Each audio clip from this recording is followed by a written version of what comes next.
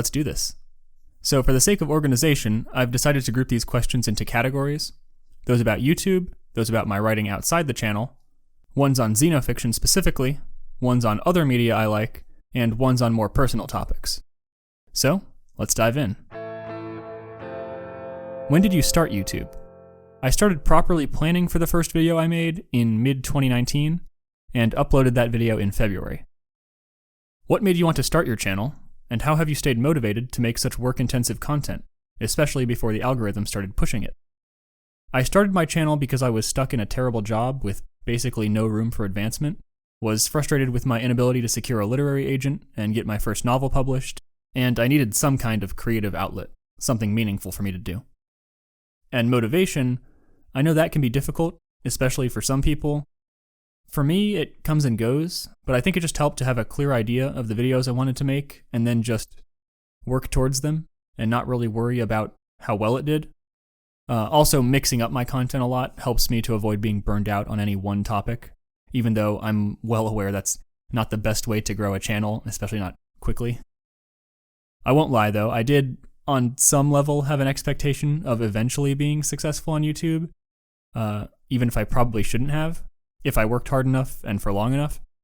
But my main focus was on making videos that I liked and that felt meaningful to me. Can you tell us more about your approach you take to writing your video essays?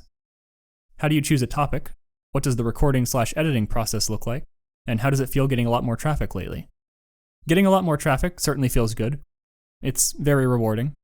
And as to my approach, I keep a list of potential video ideas, and I try to have an idea of the next few videos I want to make, and keep a sort of queue, and then occasionally do research for them or write out rough outlines, just a few bullet points for a potential script. As I just mentioned, I also like to vary the topics I cover to avoid burnout, so I might have one video on animation, then one on Xenofiction, then on some other animal-related topic, then on a song, etc. Once I settle on an idea for my next video, I'll do more research, which usually involves tracking down books on the subject online, and Google Scholar is very helpful for that, and then writing a more detailed outline. And from there, I fill out that outline into a full script, then go back and revise until I'm happy with it. Once the script is done, I record the audio, which, unless it's a really long video, like over an hour, I'll usually do the audio in one take. But I record it, then pop it into Audacity and run a few presets, clip out the bad line reads, which is usually around half of the recording length, and then pop that WAV file into Isotope and run a declicker on it, then go through and fix any other problems, mainly related to mouth noises. And this stage is where I'll find anything that needs to be re-recorded. Once that's done, it's time to edit the video itself. And usually, especially with more complex visual edits, particularly comedic ones, I'll jot down ideas in the margins of my script for what I want the visuals to be like in specific areas. Besides scripting, video editing is easily the most time-consuming part, but it can also be fun when I'm making complex visual edits, seeing them come together. Once visual editing is done, I will go back through the entire video in DaVinci Resolve, export the project to a video file, and then check it quickly with both cheap earbuds and my nicer headphones before uploading it to YouTube. And provided there aren't any surprises with copyright checks and claims, I'll have the video set to private, watch the entire thing one more time, do another quick check afterwards with my different headphones, and then choose a day for it to release. I prefer Fridays, since that way you get the whole weekend when people are off work and school, and watching YouTube more, but I'm still not sure what the meta is on when exactly to publish videos, or if it even makes that much of a difference. But that's my process. Favorite and least favorite part of the process. Favorite is either writing the script or editing certain segments of the video, especially comedic bits, where I have a really good idea of what I want to do beforehand, so it all comes together quickly. Obviously, there will be points in scripting and video editing where I get stuck, but when everything is flowing smoothly, that's where I get the most enjoyment. I suppose I'd also count the release itself when the video comes out as part of the creation process. Getting to read people's comments, especially when people write out a lot, seeing other people who really care about these often obscure books or whatever, that's really rewarding. Least favorite is easily recording and editing the audio, especially for longer videos, because it's easy, but it's very time-consuming and monotonous. Why do you think you've been recommended more? So I do know that one of the factors was that a smaller YouTuber, Key the Lich, who is just starting out, he put out a pretty lengthy video discussing the Fox and the Hound movie, and it sat for a few months before the algorithm picked it up late last year. And since I have 2 videos on the subject, viewers of his video ended up getting recommended my 2 videos on The Fox and the Hound. Thank you for that, by the way. Another factor is probably that I've been releasing more frequently and regularly in the last few months because of my audio remasters. And then, other than that, it could just be random chance.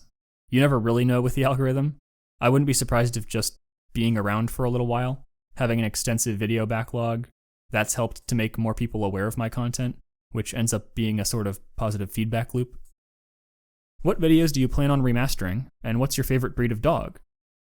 The only 2 videos I still have plans to remaster at this point are the ones on Watership Down and the Plague Dogs, and the video on naturalist animal Xenofiction, and both of those will involve a lot more rewriting and editing, rather than just doing audio fixes. I plan for them to essentially be entirely new videos. If all goes well, I hope to have the former out in April or May, and the latter out in July or August. And favorite dog breed? I really like Labrador Retrievers. They're probably my favorite, but also Border Collies, English Shepherds, Huskies, and to go with a more unique choice, the Czechoslovak Volchik. Is the Brian Carter A Black Fox Running video still planned? Yes, that is still coming along. I hope to have it out by the first half of this year. It's just, I ended up deciding that I wanted to have more complex animatics and bits of animation for certain segments, title cards, important scenes, etc. And so my initial release date I announced back in last fall, I guess it would have been, was just wildly optimistic. But don't worry, it's still in the works. It should be coming out between the Watership Down Plague Dogs remaster and the Naturalist Animal Xenofiction remaster. How do you manage your time as a YouTuber and author with a regular job? That can be quite difficult, admittedly. I just try to set aside time during most days, especially on weekends, so that I'm working on YouTube and writing on a regular basis. Not quite a formal schedule, but it does help to be doing something close to every day, just to maintain momentum. It also probably helps that I'm fairly introverted, so it's not like I'd be going out partying every night otherwise. Here's one I get a ton, which is, will I re-release my rewrite of the Star Wars sequel trilogy? I have considered revisiting that project at some point, but I don't have any immediate plans to. It would involve a lot of work, and I would want to essentially redo my original script from the ground up. For those who aren't aware, the first video I ever produced was a rewrite of the Star Wars sequels, which still gets hinted at in the beginning of my prequels video. Back when I was just messing around with the concept of YouTube and didn't really know what I was doing. And look, I appreciate people saying they liked it, but I think the video was pretty bad. It was just competing against something that was pretty widely unpopular, regardless of people's thoughts on any of the individual movies in the trilogy. The whole having no overarching plan thing was one of the biggest mistakes, and I think most people will agree there. So anyways, I may return to that video and remaster the entire thing somewhere down the line, but it would take a lot of time, so maybe if I'm ever able to do YouTube and writing full time. Are you planning to revisit Star Wars or Avatar with your videos? It is possible. Besides just remastering my sequels rewrite, I've been considering doing a video on Andor because I think that show is great. It basically solves all of my problems with everything else Disney has put out for Star Wars, besides Rogue One, which was fine overall. As to Avatar, I do love the show, so if an idea comes to me where it's something that I think I can bring something new to the discussion, I might. I'm not sure if I should say this since I don't want to get people's hopes up, but the idea has crossed my mind of doing a rewrite of Season 1 of Legend of Korra, since I think the plot has a lot of potential that the writers ended up botching in the execution, especially towards the second half. But that's still in the very early consideration, nothing is even written down yet stage, so again, please don't expect that to be coming anytime soon, if ever. Do you have plans for other fanfiction or rewrites for other franchises or individual stories? As of now, no. I did, years ago, before I even took writing seriously, toy with the idea of a sequel to The Secret of Nim, going by the movie, not the book. Maybe doing some storyboard style thing, similarly to the What If the Prequels Were Good videos, but I don't have any actual plans for that, and it's never moved forward. And perhaps one day I might try to do a little animation or animatic for one of the stories from Tales of Watership Down. That's also an idea I had a long time ago, though I wouldn't be rewriting anything there, just adapting. But those are both maybe one day type things. Would you ever remaster your earlier videos on various writing concepts, or do a series like that again? I don't think I will. Instead, I'd like to try to incorporate the ideas and advice in those videos into other larger videos, as I've already done with my video on One for Sorrow, and in the video on Xenofiction world building. The problem I had with those videos is I think I was too narrow in my approach. I've since come to feel that writing advice should generally avoid hard rules of always do X or never do Y, and instead explain the advantages and disadvantages of different approaches. Whereas in those videos I was a little more lacking in nuance, I suppose. What was your inspiration for Xenofiction and your first introduction to the genre? And which video that you've made is your favorite? White Fang was the introduction, and a big inspiration, though the Plague Dogs and Faithful Ruslan were the biggest inspirations on my debut novel. And with the stuff I'm currently working on, which are short stories that may turn into novels, I'd cite Watership Down and A Black Fox Running. And my favorite video? That's hard to say. Probably the ones on Fantastic Mr. Fox and Balto. Though once I'm done with this revised version of the analysis on Watership Down and the Plague Dogs, I might go with that. What topics do you plan to cover besides animation and literary xenofiction? Possibly some more stuff involving medieval folklore, along the lines of the Reynard and St. Gwynefort videos. Definitely more songs. And I'd like to branch out into covering some stuff from other bands, like maybe Fleet Foxes. And then a few other animal-related topics that aren't strictly xenofiction. Could you make more animal xenofiction videos? Yes, I definitely will. Would you make a video on writing characters in xenofiction? It's possible, but I don't have plans to at the moment. Thoughts on more realistic xenofiction, like White Fang and The Call of the Wild, and would you ever do a video on them? I love both, and they're a huge part of what sparked my love of xenofiction in the first place, and animals in general, but I'm not sure I have all that much to say about them that hasn't already been said. I won't rule out making a video on them, but if I did one, I imagine it wouldn't just be an analysis of the books themselves, but incorporating a comparison to some other work. As to other xenofiction, right now I'm partway through finishing a video on the works of Brian Carter, a criminally underrated xenofiction author, which should be out around June or July, hopefully. And for the future, though I don't have a script started or anything, I probably would like to talk in depth about both Sirius and Faithful Ruslan at some point. Have you considered making a video on The White Fox / The Singing Tree by Brian Parvin? A full video? Probably not, though I did cover it briefly in my NAX video. Would you consider an analysis of Stephen Baxter's Mammoth trilogy, beginning with the book Silverhair? I hadn't heard of these books, but they seem interesting, so I just picked up the first in the series. As to a full analysis, it's probably not likely, but if I end up loving them or having a lot to say, I suppose it's possible. When aiming for realism, how would you write for a fish or reptile as opposed to a mammal or bird? Also, what do you use to edit your videos, programs, and software? I'm not familiar with the neurology of fish or reptiles, though I suppose I would research the species, find out how they perceive things, like with color, heat, movement in the water, etc., and then avoid more abstract thoughts if you're aiming for realism.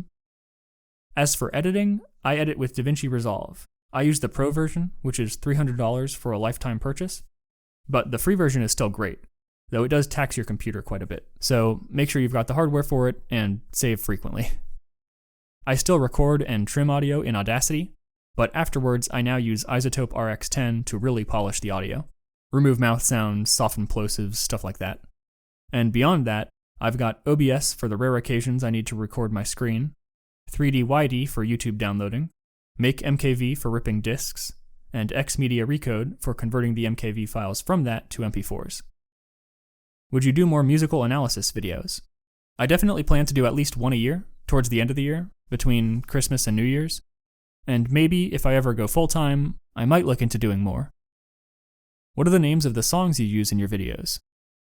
I've used a lot of songs, but at the end of every video, in the credits, I do list all of the sources for everything. Books, movies and shows, and songs. And I try to list each in the order of their use, so hopefully this can help you find any of the music I use. What's your process for finding music? For the music I use for YouTube, a helpful tip to find stuff that isn't in the copyright system is to check the description of any video, and if you don't see one of those auto-generated sections with all of the rights holders and stuff, then it should be good to use without getting claimed. I know some people just search royalty-free music on YouTube and download it, or get it from specific services, but I generally just use video game soundtracks.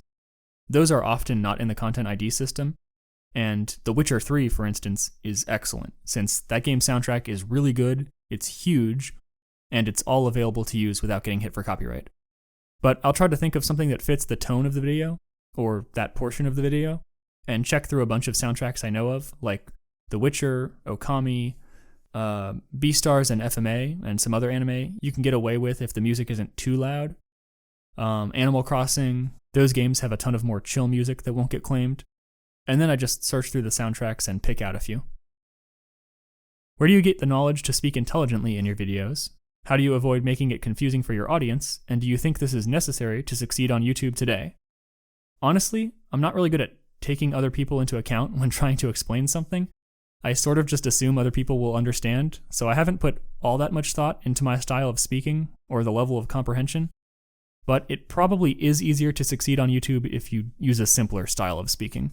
So I certainly wouldn't say it's necessary to succeed here. If anything, it's probably at least somewhat disadvantageous. Why Cardinal West? I got several questions about the origin of my channel name and logo, and there are several reasons I chose it. First was that I wanted a name that would match a cool logo, and I like cardinal birds, so I figured having one for the logo would work well. Second is, as I just mentioned, I like cardinals. I think they're really aesthetic looking.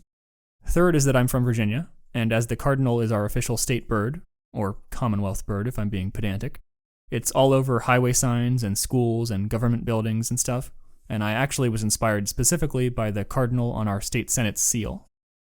And then fourth, because early on I figured I'd be talking about Western animation at least a decent amount, and so much animation discussion online centers on anime, I thought Cardinal West fit well, since it kinda sounds like an actual name, lends itself well to a logo, and is a pun that isn't in your face. What got you into Xenofiction? I can't say for certain, but I do remember the combination of reading White Fang and seeing Balto, both right around the age of 8 or so, was what sparked my fascination with wolves, and from there it gradually grew to other animals as well. I think our 3rd grade teacher actually read White Fang to us, and she would read a chapter or so at the beginning of each day, but then I got tired of waiting to find out what happened, so I got the book off the shelf during a reading period and started reading ahead. I did kind of fall away from it in high school though, and it was only about halfway through college that I really got back into Xenofiction, and reading in general. I remember seeing White Fang come up in my recommendeds on Amazon, and it had been so long since I'd read it, but I remembered loving it as a kid, so I bought it and Call of the Wild, and that got me hooked again.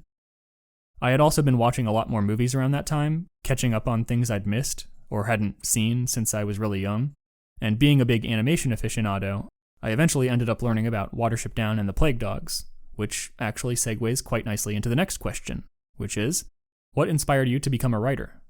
So in college, as I was rereading these Xenofiction books I'd loved as a kid, I was also trying to figure out what I wanted to do with my life, which was something I really hadn't put enough thought into at the time. And I've always had an interest in storytelling in some form, even to the point of brainstorming concepts for stories that, at the time, I hadn't really intended to do anything with. Just sort of, if I could make a movie or show, wouldn't this be cool? As I said, I was also watching tons of movies, especially focusing on obscure animation, and when I saw The Plague Dogs, it just floored me that someone could tell a story that emotionally powerful, that raw and authentic.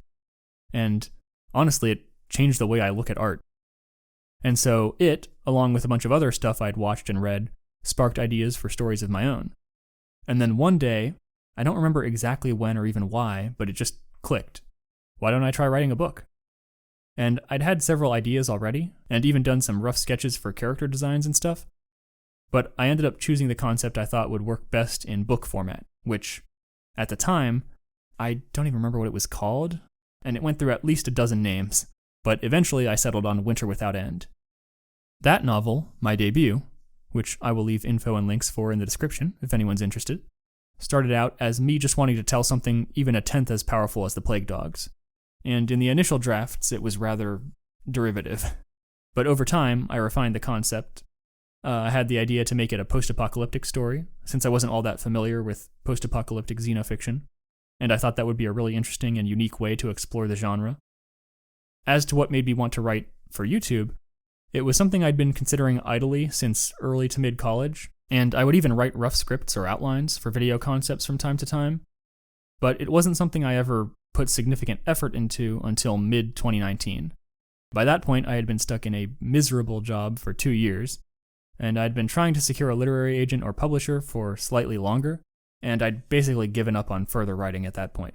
But I wanted something that could serve as a creative outlet, so I figured, well, the third Star Wars sequel is coming out soon, and people are pretty much universally agreed that Disney messed up by not planning this whole thing out, so why not make a video rewriting the sequels? And from there, I had fun making my first video, even if I had no idea what I was doing, and so I kept making more, and just gradually improved and built up an audience. What was it like writing and publishing your debut novel? It was a long process. I first started back when I was in college. I think the initial concept came to me in late summer of 2015, around then, and I mulled it over for a while before actually starting to write an outline that fall, and started on the first draft in February of 2016. From there, it took me a little over a year to write the first draft. I believe I finished it in March of 2017, and then I immediately put it aside and started working on a second novel before coming back to it a few months later. I went back through the manuscript, did a full editing pass, which took about 2 months. Then I did a follow-up pass, just checking for grammar and spelling, and started querying literary agents. I mainly just looked up information online. I think I was going through the AAR database, the Association of Authors Representatives, and I would just go through alphabetically, select a few at a time who seemed like good matches for my genre, and then query them. And every few months, I would do a fairly thorough editing pass through the manuscript, so over time, the writing style changed, and I'd say improved quite dramatically. I did that for close to 2 years, but over time, as the rejections piled up and I was stuck in a terrible day job, and I had less and less free time to do anything, I just got more and more demoralized, and started putting less and less effort into querying, or editing, or writing other projects. And there were 2 agents I came close to signing with, but it didn't work out either time. So eventually, after I'd started my YouTube channel and developed a small following, I started considering smaller independent publishers, and around that time, I ended up getting in contact with Fenris, so I did one more look through the story, submitted my manuscript there, and then signed with them. And the editing process went pretty smoothly. I'll admit, going into it, I had a bit of worry, and I think this is common for authors, what if they make me totally change my story? But that wasn't the case here. It was mainly just line edits and revisions to strengthen existing characterization and arcs, clean up some muddled plot elements, trim down some segments that were superfluous, etc. Do you plan on expanding your novel or writing a new one? Winter Without End was always intended to be a standalone novel, though I am currently working on 2 different novels, both involving coyotes, but with very different approaches. Can you tell us more about Winter Without End, or any other writing projects you're working on? Yeah, so initially, I was inspired after seeing The Plague Dogs, the movie, and when I first decided to actually try writing a book, I had several story concepts in mind, and chose one I thought would work best in book format. At the time, it was under the working title of Into the Wild, I think? And my idea was 2 dogs escape from a dogfighting place somewhere in the Pacific Northwest and have to survive in the wild as their former owners try to hunt them down. So yes, very derivative of The Plague Dogs. But I should say, for any aspiring writers out there, I don't think that's bad for you to start out with a derivative idea. Plenty of great stories probably began that way. What's important is that you then develop the concept into something new. But anyway, I had an older dog, a grizzled dog-fighting veteran, and a puppy that was all naive and innocent, again, not very original, and I'd worked out a partial, very rough story outline. I had ideas for them to run into coyotes in the wild, and have either a coyote or wolf who ended up partnering with them, very much like the Todd does with Ralph and Snitter, but I just wasn't quite sure where to go with the story. But I had another concept, just the beginning of a story that I was tentatively calling The Last Water Dog.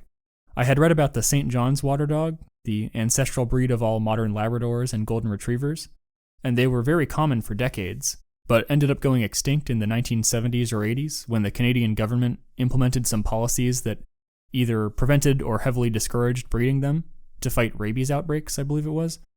And I saw a photograph of one of the last dogs, but eventually there ended up being 2 dogs who were both males, owned by a man living out in the Canadian wilderness. And even to this day, some Labradors with recent water dog ancestry still have white tuxedo or tapered cross markings over their chest, and I thought there was something quite poignant about this breed going extinct, the last of their kind. So I had an idea for a story about the last member of this breed living out in the woods with his older owner, who then has a heart attack or stroke and dies, and this dog has to try to fend for itself in the wild. Around that time, it had crossed my mind that the Plague Dogs was, in some sense, almost a post-apocalyptic story from the dogs' perspectives. They're in this harsh, rugged, alien landscape. All the people around them are trying to kill them, they're constantly struggling to find food, and so on. And that got me thinking, we often see dogs in post-apocalyptic stories, you know, the lone wanderer and his faithful dog, but I hadn't ever seen one from the dog's perspective. I've since learned that I was not the first author to do that, but at the time, it was just the spark I needed. So I took the concepts of Into the Wild and The Last Water Dog, crossed them, and set them in a post-apocalyptic setting.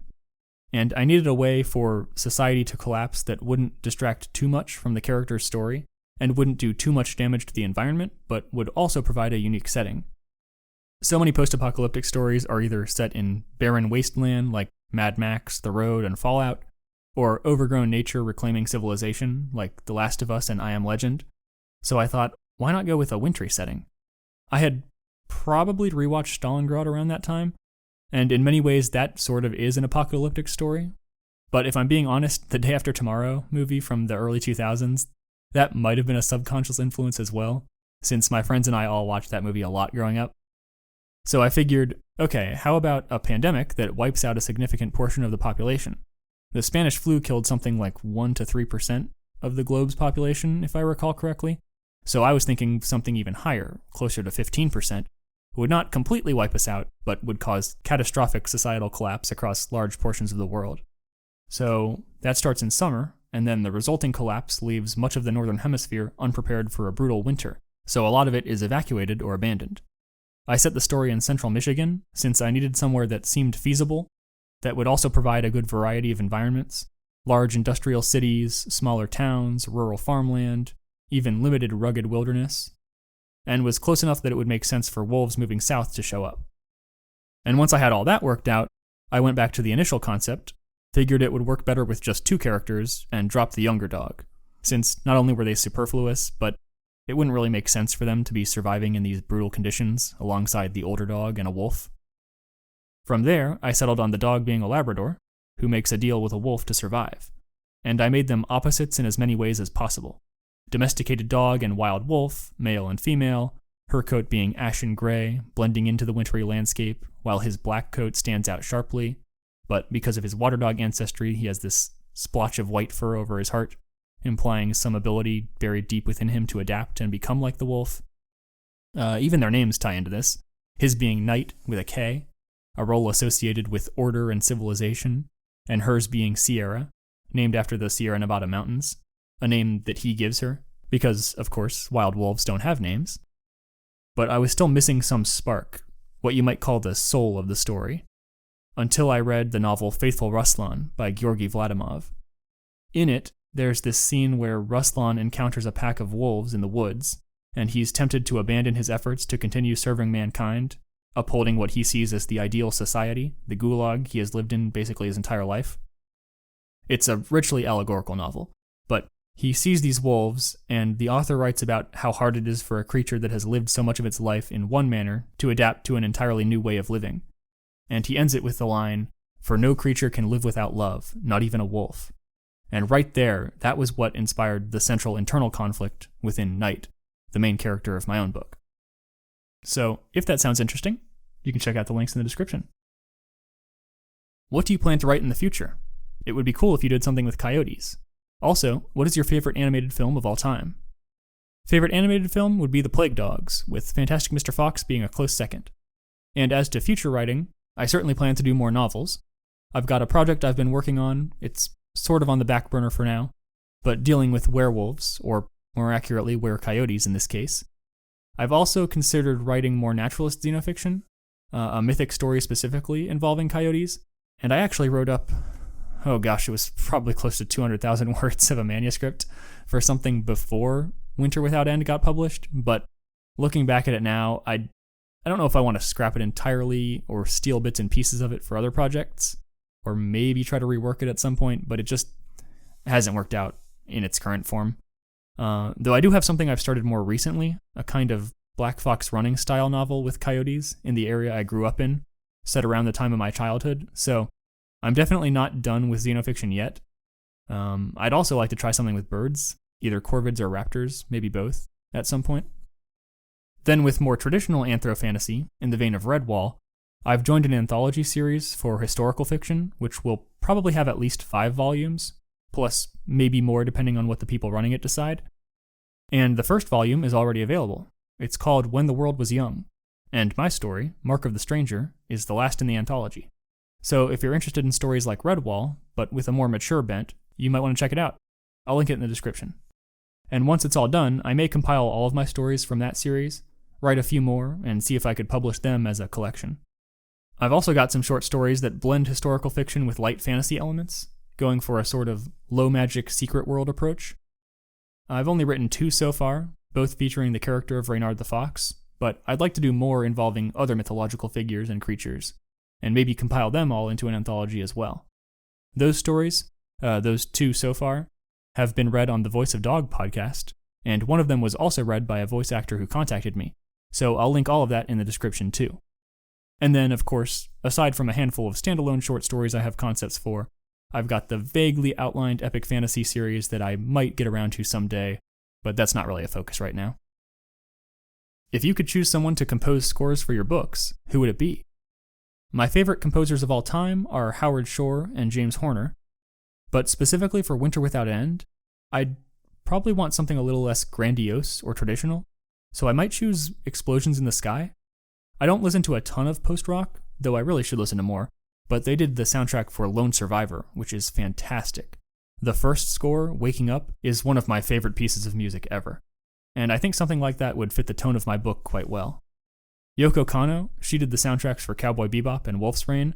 She's also very good, though her OSTs are far more tonally versatile, where I think I'd want something more uniform. What book or film originally got you into Xenofiction?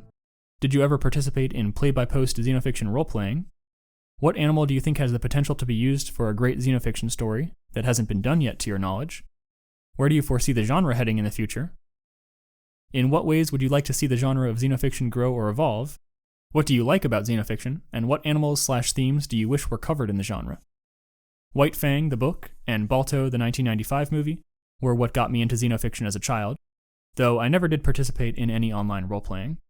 I wasn't really active on forums or anything growing up.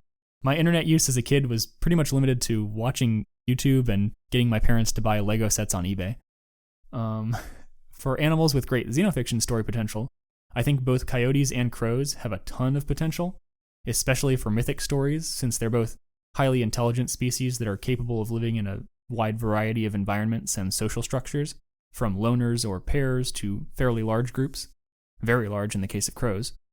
But I don't really know of any crow novels, and the only coyote one I know of, Sundance Coyote, is a super obscure realist novel from like the 60s or 70s that isn't all that good. Oh, and then Joseph Orton Lippincott, is that his name? I think he wrote a book about coyotes as well. I ended up buying one of his books recently about foxes, since the coyote book was extremely expensive. But other than that, I'm not familiar with any coyote Xenofiction, especially not mythic. As to the genre's future, while it isn't as big now as it was in the 90s and early 2000s, when there was a huge mythic boom following in the wake of Watership Down, and a lot of stories incorporated fantasy elements more heavily, in the last decade or so, we've seen a gradual shift to more realistic stories, like PAX and its sequel, The Journey Home, or stories that skirt the line of realism and fantasy, like A Wolf Called Wander, Ramblefoot, and Alex Kendziorski's Painted Wolves trilogy, as well as more Xenofiction aimed at younger readers, like Avi's Old Wolf, Tom Seidler's Firstborn, and the PAX books I just mentioned. So if I had to guess, I'd say we will likely see more stories that blend realism and mythic elements, sticking closer to early mythic NAX like Watership Down and A Black Fox Running, which I personally prefer to the higher fantasy stuff like David Clement Davies' works, with a renewed focus on environmentalism and species that are facing extinction or widespread persecution. You see these issues crop up more prominently in recent Xenofiction. And with any luck, we'll also start to see Xenofiction from species that haven't been featured much, if at all, before, as the internet continues to connect people all around the world and gets people from different places more interested in the genre, or brings to our attention books that already existed in other cultures. And before we dive into the questions on other Xenofiction works, I'd like to clarify here, and I'm glad people mostly don't seem to have come away thinking otherwise, but please don't feel any obligation or anything to agree with my takes on a book or movie or anything else. Obviously, I try to be accurate when describing a book, when citing things I didn't like, and you can feel free to challenge me on stuff if you don't agree, but even then, a lot of what goes into my rankings of books or any media involves how interesting I found it, how attached I became, and what personal meaning I derived from it, so, don't feel bad if I rate a book low that you really love, or think that you've gotten something wrong if you don't like a book that I consider great. Different people have different tastes, and that's fine. My ratings are intended to give you an idea of what you might get from a book, particularly if you know my preferences from seeing my prior reviews, not to establish a hard line of what is good or bad. So with that out of the way, have I read the Silverwing book series or seen the cartoon, and will I cover them? I have read the first book. I read it a few years ago when researching for the NAX video, and I didn't really care for it, but I don't remember all that much. I'm aware of the cartoon but haven't watched it, and as to covering them, I don't really have any plans to. Have you read the Duncton Woods series? I did read the first book a few years ago, and I just didn't get all that invested. It's quite a dense series, even from the start, and I know the series as a whole has a lot of fans, so it's certainly worth checking out if you're interested in Xenofiction, but it's not one that really grabbed me. Thoughts on Tailchaser's Song? I know this might be a bit controversial, but I don't really like it. It was Tad Williams' first novel, and I think that shows in a lot of ways. I never really got interested in any of the characters, and he uses so many constructed terms from his fictional cat language, like every page, sometimes multiple times per page. I was having to flip back to his glossary all the time, and I think he sort of took the wrong lesson from Richard Adams' very limited use of constructed language terms in Watership Down. But I know it's pretty well liked, so if you're fond of cats, I'd say it's worth giving a try. Would you do a review/analysis of Felody, the book and movie? That's possible. I don't have plans to, and I did cover the first novel briefly in my NAX video, but I suppose it could be worth doing a side-by-side comparison/analysis. I do like the book a lot, and the movie's interesting. Have you read 3 Bags Full by Leonie Swan? It's a murder mystery novel about a bunch of sheep trying to solve the murder of their shepherd. And I hadn't heard about this before, but it looks really interesting, so thank you for the recommendation. For the sake of convenience, I'll group questions like these together on book series that I haven't read yet. Guardians of Ga'Hoole, Wolves of the Beyond, and Seekers, The Once and Future King, Summer King Chronicles, Warriors series/other spin-offs. I haven't read any of these, with the exception of the first Warriors book, which I thought was fine, a fairly standard intro to a series for younger readers. I do plan on mentioning the series in my revised version of the NAX video, so I did buy the second 2 Warriors books just to give myself a little more comprehensive view. And if I end up enjoying them or thinking there's a lot to say, maybe I'll buy the rest of that first arc, books 4 through 6. I don't have plans to cover Guardians of Ga'Hoole or Wolves of the Beyond in depth, though I will at least touch on them in the Anthro-Xenofiction video. I labeled those books as Anthro-Xenofiction because of the very anthropomorphized tool usage.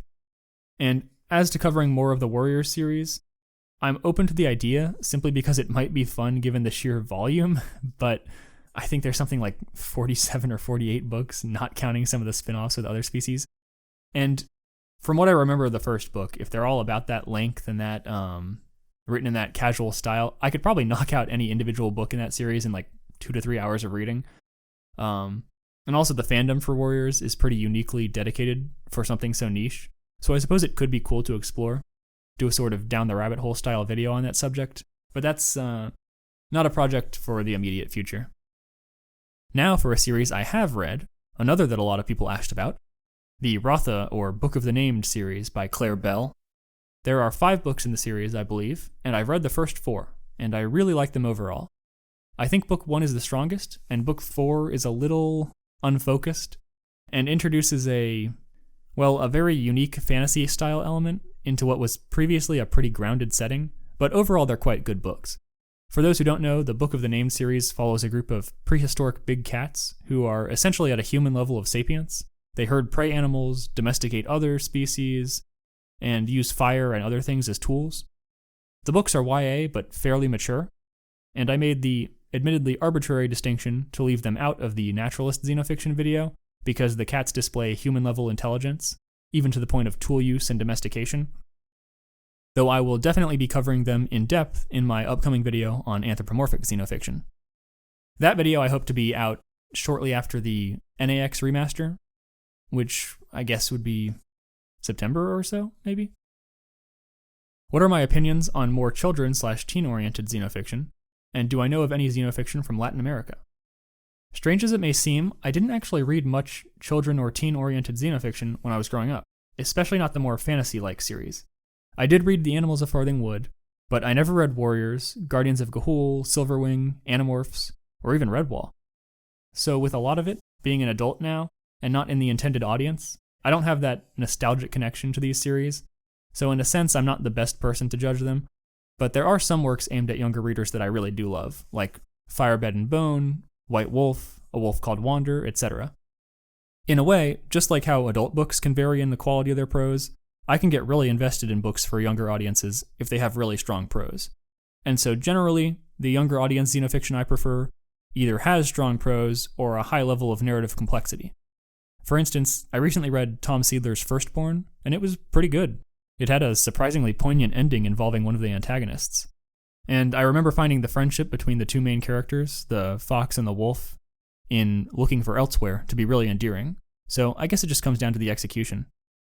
As to Latin American xenofiction, I don't think I'm familiar with any of it, and this makes me realize how much else there probably is out there, since most of the xenofiction known in the English-speaking world comes from the Anglosphere, with a handful of books from Europe, Russia, or Japan, but there probably is a decent amount out there from other parts of the world, featuring different cultures and especially species that we don't see much of here. But there is just so much xenofiction out there.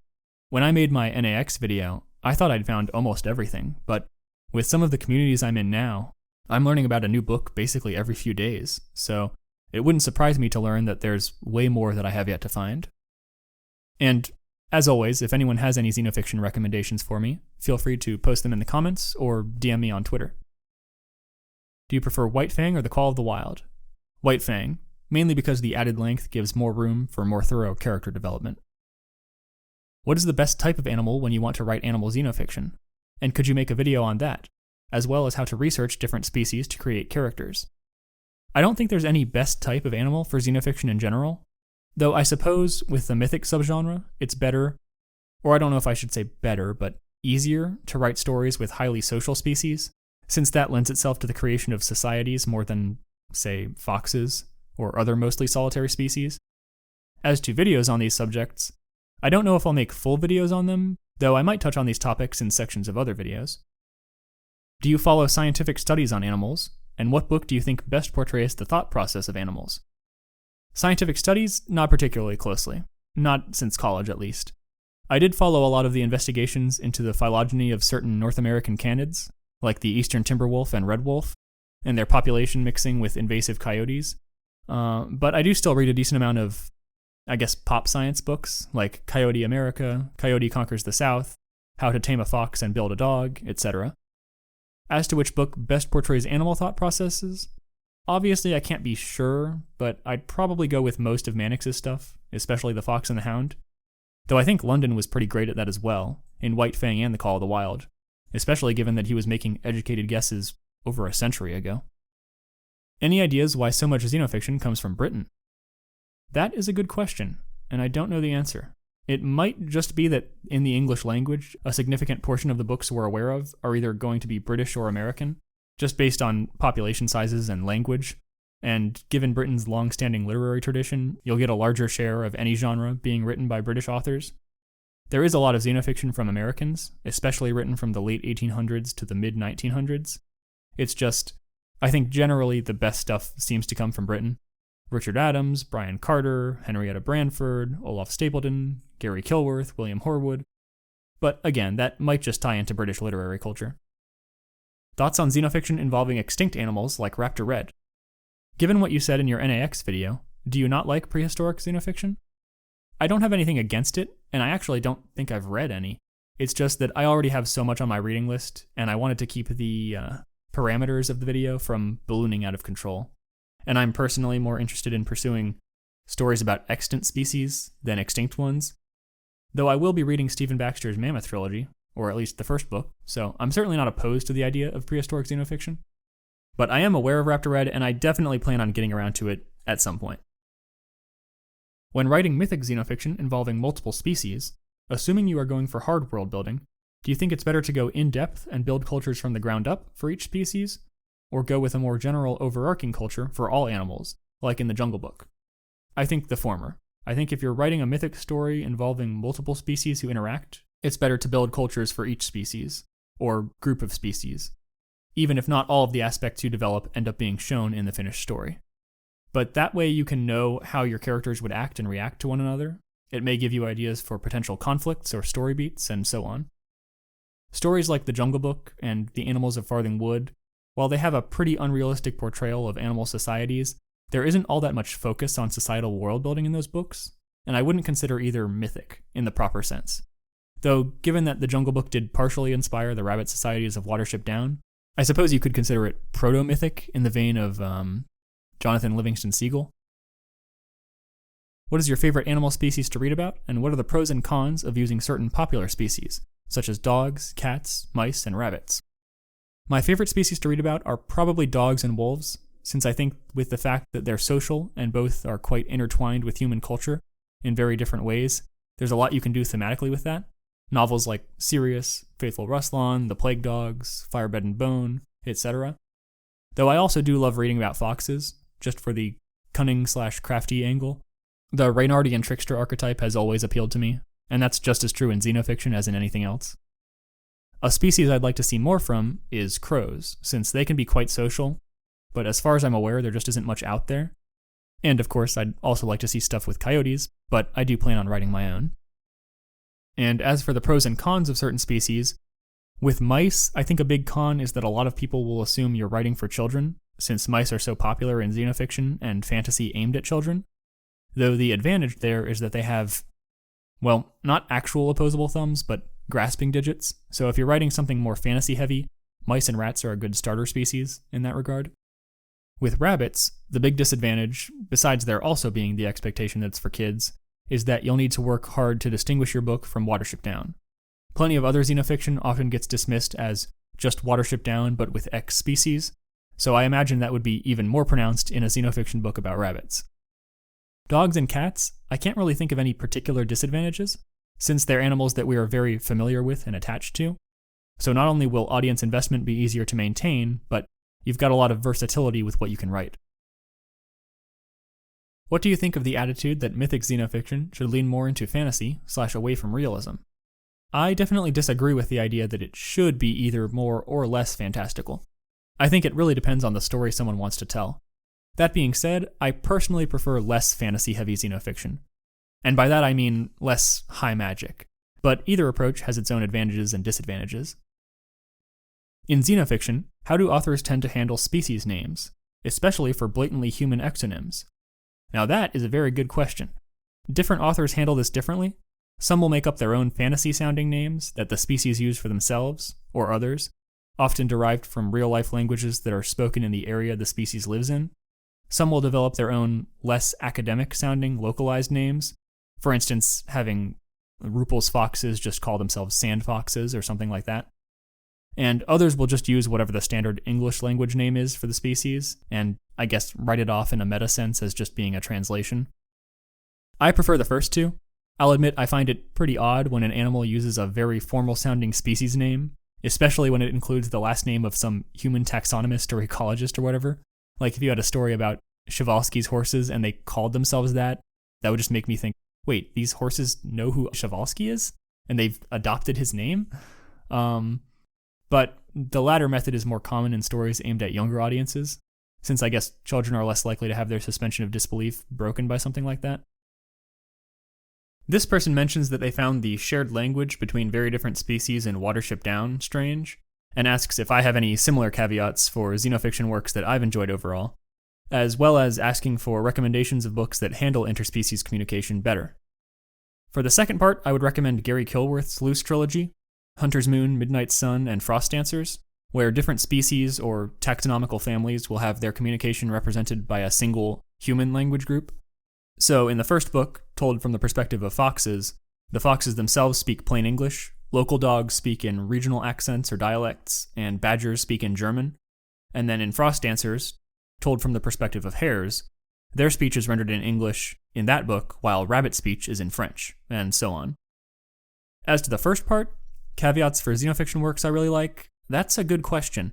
I do kind of agree on Watership Down that it is a bit strange, especially with like Kihar. Kihar is able to communicate pretty clearly with the rabbits, just having an accent, while the like field mice, which are much more closely related to rabbits, they kind of speak in this, I think it's called woodland pidgin.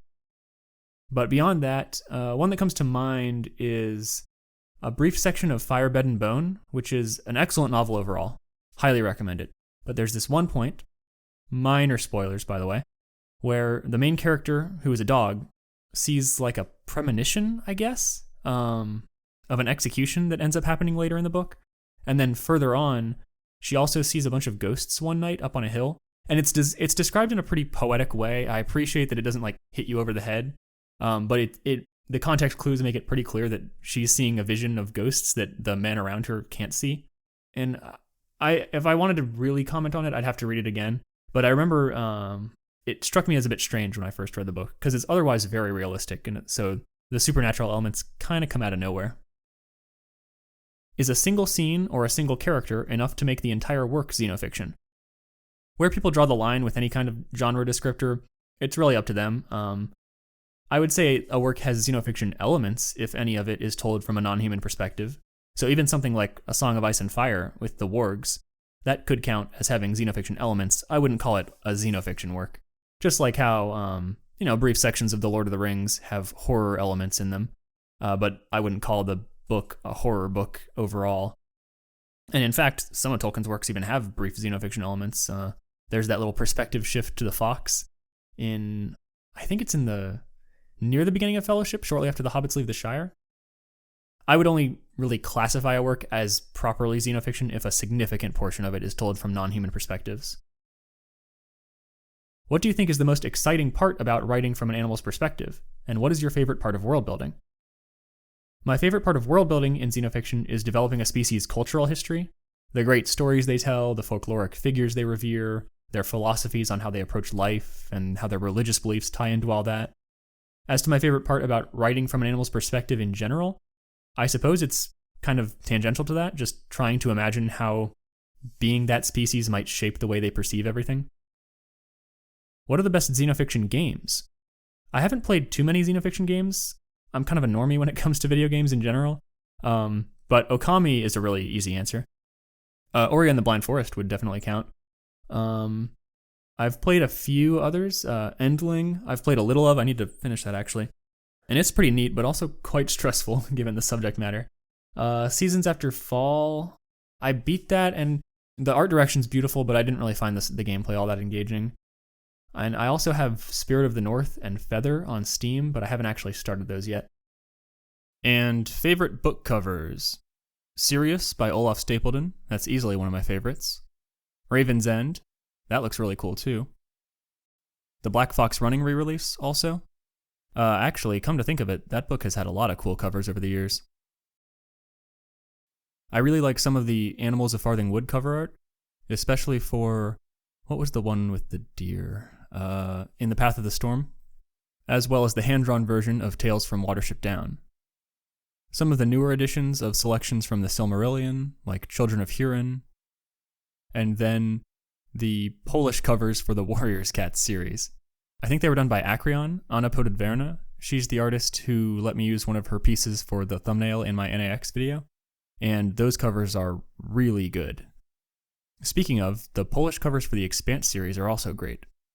What else? There's New Coyote, which I believe was done by Kenket. Yeah. And I'll throw in Maddie's A Wildness of the Heart. I love the painterly art style, and I think it really captures the tone of that story. Would you read and review Laline Paul's books? So I looked her up, and she's the author of The Bees, which is a Xenofiction novel about bees, and then also some novels about dolphins, I think. And as I've mentioned before, non-mammalian or avian Xenofiction isn't really my preference, but I'll keep her books on my radar. Is there a difference between xenofiction with mundane animals versus mythical ones, i.e. dogs versus dragons or unicorns? I haven't read much xenofiction with mythical creatures, if any, but from what little I know, generally mythical creatures are portrayed as being fully sapient at a human level in a lot of those stories, even using tools and stuff, whereas in stories like Watership Down, the rabbits still aren't quite at our level mentally, even with the significant level of mental anthropomorphization. Though again, this is just going on limited secondhand knowledge, and there could theoretically be a story about animals like griffins or unicorns where they are essentially just another type of wild animal in a fantasy setting. What would you recommend for writing a story where real-life animals, such as tyrannosauruses, evolve to a human level of sentience, using fire, making tools, employing agriculture, etc.? So, for this, I would highly suggest looking into the Rotha's Creature series, which deals with prehistoric sapient big cats.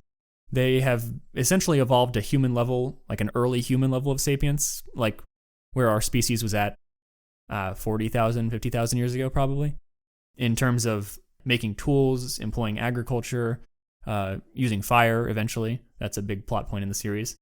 It's kind of a spoiler, but it's also on the cover, so I guess it's not too bad. So I would definitely suggest reading that book to get some ideas. But beyond that, I would just do a lot of research into whatever species you plan to write about and try to look at the earliest tools that humans use and imagine how those tools might have been designed or utilized if they were employed by your species, both in terms of like their diet, what type of food they're going to be consuming, and how that might affect their development, and then also just the way their bodies are structured, what type of tools they would be able to use with their appendages, what clothing, or if any, they would require or would help them in their environment, etc. Is it possible to remove all human influences when world-building a non-human world? Is it a fruitless endeavor because those creating and consuming said stories are humans themselves? And should we not try to worry too much because stories about human societies will always be a reflection of us? I don't think it's ever possible to remove all human influences when world-building, since whoever is writing the story will be human, so any attempt to portray the character's thoughts will be done through a human lens at some point. That being said, I don't think it's a futile endeavor to try to examine existence from a unique angle. Watership Down, for instance, is still quite anthropomorphized, but still manages to explore what a society of prey creatures might look like, what they'd believe and value, etc. And to a certain degree, I think if any other species, at least one with relatively similar biology to us, which is pretty much any complex animal on the planet, but if they evolved to our level of sapience, I think you would see enough convergent evolution that our societies and theirs would have plenty of similarities already. So, it gives you some creative leeway, but I don't think you should worry too much about, having to be radically different. Best and or worst xenofiction. I assume you're just asking for a quick rundown here, since I go over this in more detail in a lot of my videos, but what I consider to be the best xenofiction works are Watership Down and the Plague Dogs, White Fang and the Call of the Wild, The Fox and the Hound, Sirius, Faithful Ruslan, Firebed and Bone, A Black Fox Running, and probably Wild Lone, and I'd throw in Hunter's Moon there as well. As for worst, One for Sorrow, its sequel, and The Ancient Solitary Reign. What do you enjoy most about xenofiction, as in what draws you to the genre? I think to some degree it's just that I like animals, and I enjoy the novelty of exploring the world from a unique perspective, though I'm most strongly drawn to mythic xenofiction personally, and I think that's because I'm a fantasy person at heart, and the idea of exploring different societies and mythologies and ways of viewing the world has always fascinated me. What do you think of xenofiction dealing with near humans, such as early hominids in prehistory, or post-humans in the future? How would you feel about the perspective being a lot closer to, but not quite, baseline human? I don't believe I've read any xenofiction like that, though I am aware of stories like Olaf Stapledon's First and Last Men, which deals with future post-humans, but I can imagine that depending on the circumstances and how much you wanted to lean into the aspect of sociobiology, it would probably be fairly similar to normal human-centric xenofiction. Technically The Hobbit is xenofiction, even though the hobbits are effectively just humans. So, a good reference point might be fantasy stories that are told from the perspective of elves or dwarves or whatever, maybe ones that lean a little more into the aspect of alien biology, since the characters have maybe much longer lifespans, or they just, they're more magically attuned, they perceive things differently from us somehow. But I can't really say much more on that topic because I haven't read much near-human xenofiction. Have you read any xenofiction about animals other than mammals and birds? And if so, what are your favorites? What is your favorite species to read from the perspective of, and is it different from your favorite species in real life? And thoughts on xenofiction about fantasy creatures, and have you seen any good examples? I haven't read much xenofiction from non-mammalian or avian perspectives so far. The only one that comes to mind is Mannix's Troubled Waters, and I don't think it's very good. My favorite species to read from the perspective of are probably dogs, wolves, and foxes, which are fairly similar to my favorite real-life species, the coyote. And as to fantasy xenofiction, I'm not really sure I've read any, though I know there's a lot out there with dragons, griffins, and unicorns being the most prominent. I definitely need to get around to reading Peter S. Beagle's The Last Unicorn. That's been on my list for a while, but as I've said before, it's a big list. Though, I suppose if you count werewolves here, I do really like Mongrels by Stephen Graham Jones, though the perspective character, well, to avoid spoilers, let's just say most of the novel is from human perspective. It still is a werewolf story, and it's still very good, though.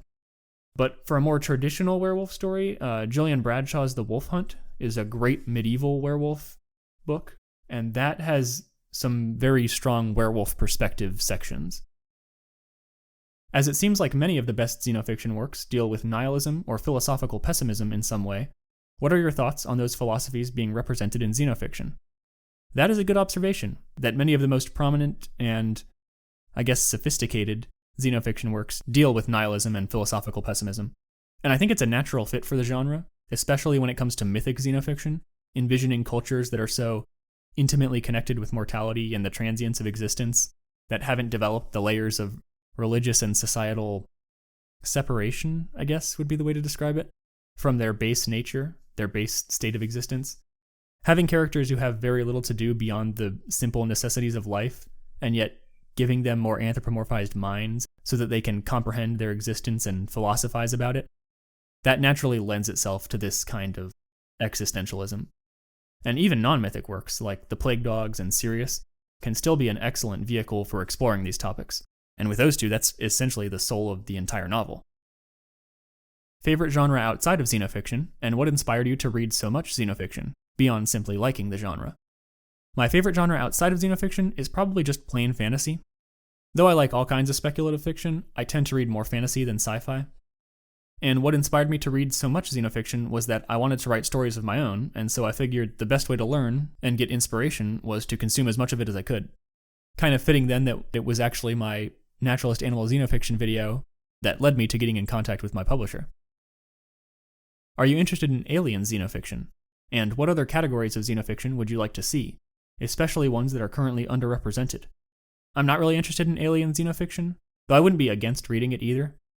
And for underrepresented categories, I think I'd like to see more shapeshifter xenofiction that really focuses on the perspectives of the werewolves / therianthropes / etc. What are your favorite aspects about writing and reading xenofiction? Alternatively, do you have any pet peeves about the genre? My favorite thing about xenofiction is envisioning what life might look like for wild animals if they developed societies, mythologies, religions, philosophies, etc., on a level vaguely analogous to our own species. Ever since getting into fantasy in the first place, which was partially through RPGs, I've always loved world building and exploring new settings. And as to things that annoy me, the biggest, besides authors just not researching the species they write about, or just running with predators / scavengers equal bad, is when wild animals can just perfectly understand human speech, which admittedly is more common in stories for children, but it still breaks my suspension of disbelief. Is there any new / upcoming xenofiction you are excited for? That is a good question. There aren't really any contemporary xenofiction authors I actively follow, not naturalist ones at least. Most of my favorite authors are either retired or dead, but Roseanne Perry, she wrote A Wolf Called Wander in 2018, and I believe she's published 1 or 2 more books about orcas since then, so I guess I'll keep an eye out for new xenofiction from her. Aside from mammals and avians, what animals do you think have the best potential for xenofiction? You could certainly tell interesting stories with animals that are very different biologically from us, but I think the advantage with mammals and avians is that there's a degree of familiarity and a lot of psychological overlap. So I'd probably say reptiles or amphibians, maybe salamanders, iguanas, or some type of snake. Bonus points for challenging the cliche of snakes equal evil. But I know that iguanas are pretty social, and especially for mythic xenofiction, I think that's a huge advantage, having a social species, so I'd be interested to see a story from their perspective. When it comes to portrayals of animals in xenofiction, is there anything you find unpleasant or infuriating? Lack of research is a big one. Obviously, I'm okay with taking some liberties with fiction, especially when doing societal anthropomorphizing, but there is a threshold where my suspension of disbelief starts to rapidly erode. Casting scavengers as evil is another one, and to a lesser extent, doing that with predators, though I can forgive these more if the story is clearly focalized from the perspective of a member of a prey species, so it's clear that this isn't what the author thinks, but what a rabbit or mouse or something in the story thinks. Have you ever looked into Eastern xenofiction, such as Silver Fang, Shooting Star Jin, or Gin, and Gone? I am vaguely familiar with a few of these, but I haven't ever taken a closer look. Why do you think there is such a lack of good bird xenofiction out there? I think it might be more that there's just not that much bird xenofiction in general out there, and I happen to find two of the worst specifically because they're infamous for being so bad. Though since I brought those up, I have gotten comments and messages from several people about better bird xenofiction books, particularly corvid ones. Raven Quest it's alright. It's basically what One for Sorrow was trying to be, a rather simplistic children's adventure story.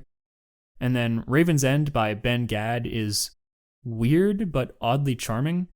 I'm kind of surprised that it works as well as it does. It's hard to explain, but I'll be covering that in the revised NAX video.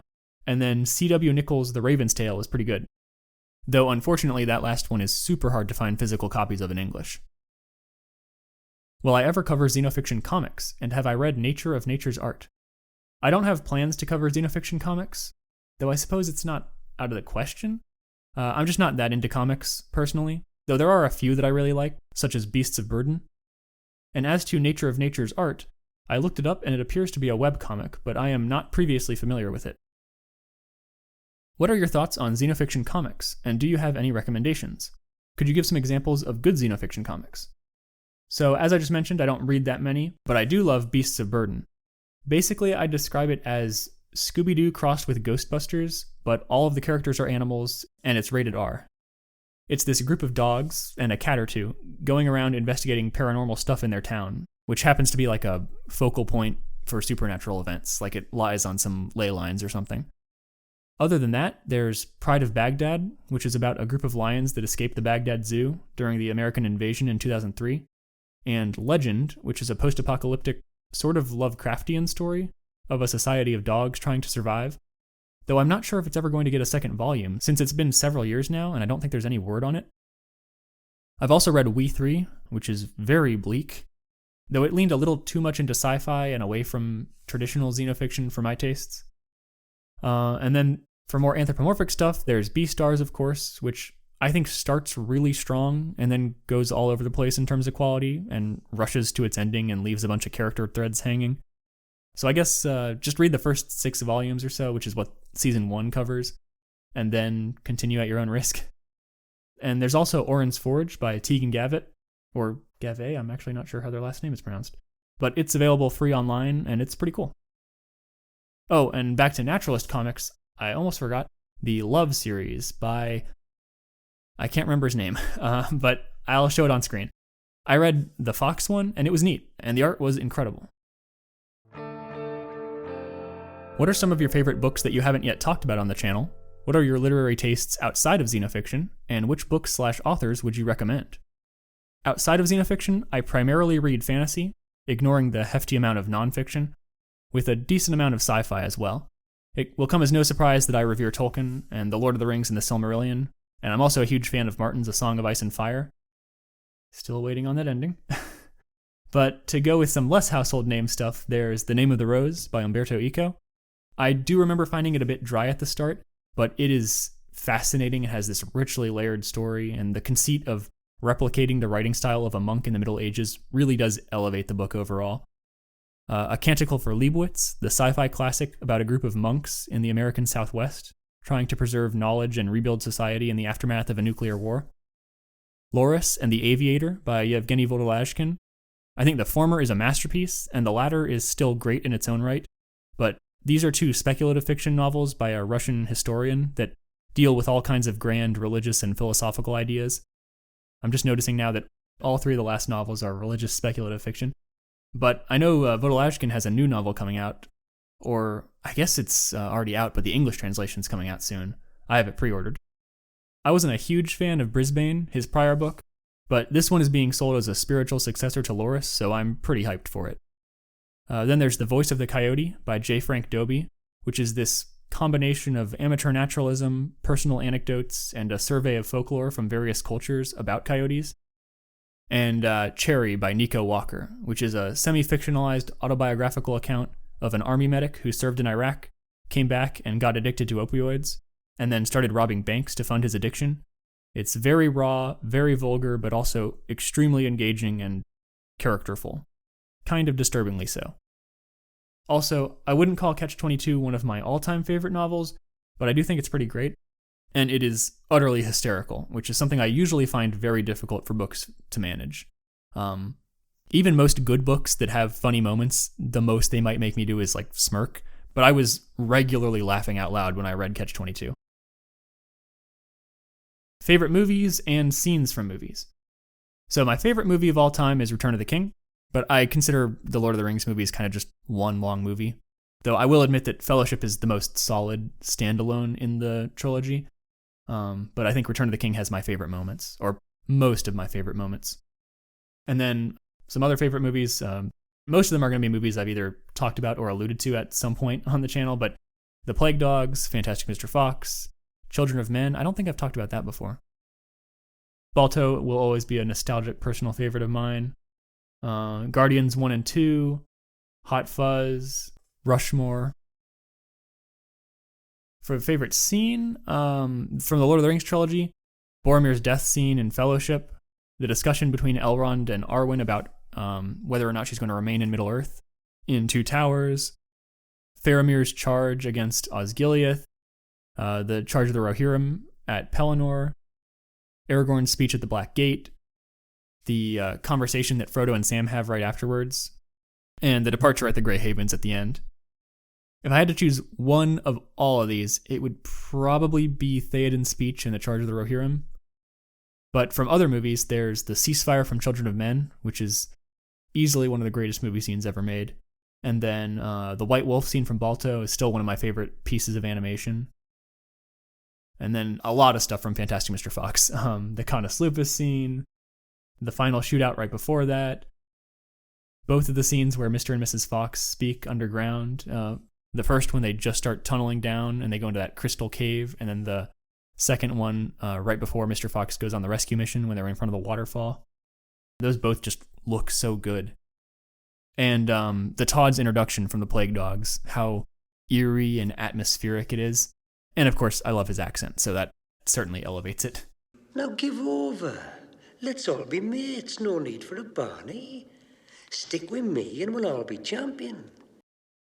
Thoughts on Wolf's Rain, and would I be interested in covering it or any other Eastern media?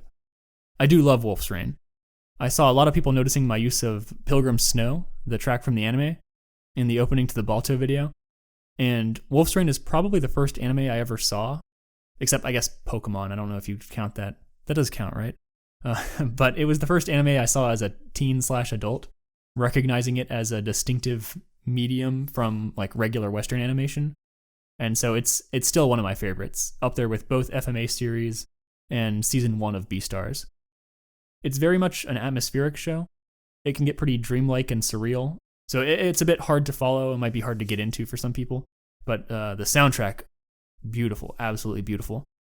I don't have plans to cover it as of now, but if I ever did cover any anime, Wolf's Rain would probably be the one. And maybe Wolf Children as well. I do really like that movie. This one asks if I'm familiar with the US dub, the American English dub of Animals of Farthing Wood, and I have seen bits and pieces of it. For those who don't know, the English show Animals of Farthing Wood, when it was brought to the US, it was sometimes aired, I believe, in its normal state, but it was also redubbed. Some executives somewhere, I guess, figured that American kids wouldn't be able to relate to an English show, so they redubbed everything with American voice actors and made it very like generic 90s American. So, yeah, I haven't seen the whole thing. I've heard about it, though, and I've heard it's pretty goofy. Do you think that fantasy or period settings play a vital role in making an animated work feel timeless? I don't think they're necessary, though it probably does help. The thing is, I'm not entirely sure I have a specific idea in mind when I say something feels timeless. It's sort of got a nebulous quality to it, and a lot of people would probably define it differently. But when I think of timeless animated movies, things like Watership Down, Fantastic Mr. Fox, The Wind in the Willows, The Iron Giant, I think of movies like those, and all of those are either fantasy or period pieces, so you're probably onto something. I'm not sure I'd want to say it's vital without giving it some more thought and hearing from other people, but it probably does help. Favorite video game stories and thoughts on Fullmetal Alchemist, manga and or anime. While I play games a lot, I haven't played that many specific games, all things considered. I've mainly stuck to popular franchises over the years, like Halo, COD, Gears of War, Civilization, Elder Scrolls, Fallout, etc. Okami probably has one of the best stories I've played, though. And, gosh, I'm going to sound like such a normie for this, but COD 4 has a pretty solid campaign. Like, it's well written. I know the later Modern Warfare games get crazy. Fun, but crazy. But COD 4 kind of feels like a solid Tom Clancy thriller. And I also, of course, love the original Halo trilogy. As for Fullmetal Alchemist, I haven't read the manga, but I have seen both anime series, 03 and Brotherhood, and I love them both. 03 has the stronger start and better pacing early on, but Brotherhood is definitely the stronger one overall, though both are great. A very cool world, excellent characters, great action, just all around highly recommended. I would say watch them both, 03 then Brotherhood, but if you have to watch one, you probably want to go with the latter. I personally waited way too long to check out that series, but I'm very glad I eventually did. Thoughts on The Lion King 1994? And I'm glad you specified the real one, and not that fake live-action remake. Ugh. I never was really all that invested in the movie, probably because it's got musical numbers, and I've just never really been a fan of those. They tend to break my investment, and just kind of annoy me. I do like a few musicals, but more or less in spite of their songs. The Prince of Egypt is probably the only movie I can think of where I really like the fact that it's a musical, and I think it benefits from them. Anyway, I'm rambling. The Lion King, yeah, I respect it a lot. It's clearly very well made. I see why it's so popular, but it's just never really connected with me personally. Do you think only 2 movies would do the story of The Hobbit justice? Honestly, I think anything more than 1 is overkill. That's why when I made my fan edit way back when, my goal was to get it down to 1. How long do you think it will take for Western audiences to treat animation as a serious artistic medium? I think to some degree we're already getting there. It's less of a like a checkbox thing where, oh, we now take it seriously, and more of just kind of gradual trends in society. But I think a lot of it may be due to shifting generational attitudes. So if what you mean is, how soon is the point at which a non-family friendly animated movie could be released in theaters and actually compete? Maybe 10 to 15 years. But it's hard to say for certain with how many different variables are in play. Do you have plans to cover the current state of Disney/Pixar movies? No, I've never been all that invested in either studio. Even if I do love a handful of their movies, it'd be more likely that I would just do videos on individual movies rather than the current state of the studios as a whole. Do you like instrumental music or find it boring? And I'm assuming you mean non-soundtrack music, from bands like Explosions in the Sky. Most of the music I listen to has lyrics, and the vast majority of instrumental music I listen to is from soundtracks, but I certainly don't find those boring. My favorite instrumental non-soundtrack song is probably Your Hand in Mine, which I know is a pretty cliche choice. It would be Waking Up, but I'm not sure if that was originally released as just a song or if it was always part of a soundtrack. I know it was used on the, what was that Navy SEAL movie? Lone Survivor. It was in the opening scene for that movie, and that song is absolutely beautiful. It's like easily one of my favorite pieces of music ever. But I'm rambling again. Other than that, I can't believe I almost forgot to mention Black Hill, the artist who makes very nature-sounding post-rock and does collaborations with some other artists, like Silent Island. Black Hill, he very graciously let me use his music from the album Tales of the Night Forest in my video on The Fox and the Hound, the Mannix novel, not the cartoon. And he's also given me permission to use some more of his music for another upcoming video, which I am really excited for. Do you find Turning Red's art style ugly, and what major animation studio has the ugliest style in your opinion? I will admit I'm not a huge fan of the art style there. I know this technically isn't a style, and it's reductive and all that, but you know the concept of CalArts style? When I see Turning Red, I immediately think, oh no, they've made CalArts style 3D. But in terms of other animation studios, I'd probably say Illumination has the least appealing visual style of all. What best describes your sense of humor? In real life, I have a pretty dry, dark, and cynical sense of humor. I was certainly edgier when I was younger, too. I never really watched stand-up comedy, but in terms of movies or shows, to give you an idea of some that I find the funniest, there's Hot Fuzz, plenty of Monty Python, of course. Same with Wes Anderson's really dry comedy, like in Rushmore and Fantastic Mr. Fox. And honestly, a lot of the humor in Avatar: The Last Airbender still gets me. I think it's quite strong given its all ages nature. I haven't seen him in a while, okay? It looks just like him to me. Thank you, I worked really... Why do you feel the need to do that? What are your expectations for Illumination's Super Mario Bros. Movie? As someone who doesn't have any investment in Mario and thinks pretty poorly of Illumination overall, I haven't really given it any thought, so I don't expect it to be all that good, but hopefully I'm wrong. Thoughts on the Redwall series? I read the first 3 books and seen all of the show from the early 2000s, which I believe covers books 1, 3, and 4, and I think they're fine. Enjoyable kids' books, but I don't really know if I have anything more to say about them. Brian Jake's prose just doesn't hold my attention, though I will say that I did really like the show, and if I'd gotten into the series as a kid, I probably would have devoured all the books, but as it stands, I get the appeal and I respect the creativity, but beyond that, Have you ever done any fan art? As a kid, I drew a decent amount, mainly either stuff for Balto or other animal-related stories, or of Halo and Star Wars. I'm going to try and see if I can find some to post on screen, but I probably threw it all out. But recently, aside from this quick sketch I did, I think the only piece of fan art I've made is this piece inspired by Kyle Gould's novel Waterways. But the visual style of the new Puss in Boots movie has got me seriously considering doing fan art for that, because it looks incredible. Favorite animated short films? If we're talking professional studios, I'm not sure I've seen that many, and I don't really remember any of them. But if you expand this to independent animated short films, I would definitely say Milk Dust by Deadly Comics. I love his stuff. Favorite Simpsons episode? I'm not sure I've ever seen a full Simpsons episode. I know I've seen at least parts of 1 or 2 in school, and I have watched the movie, but I'll cheat and go with the episode that has steamed hams in it. I think it's called like 22 Short Stories About Springfield or something. What is the best era of animation? Personally, I'd probably go with the late 70s to the late 80s, when we got movies like Watership Down, The Plague Dogs, The Secret of Nim, The Land Before Time. Actually, a lot of Bluth's best movies. That was when he was in his prime. And even to a lesser extent, some of what I think are the better or more unique Disney movies, like The Fox and the Hound and The Great Mouse Detective.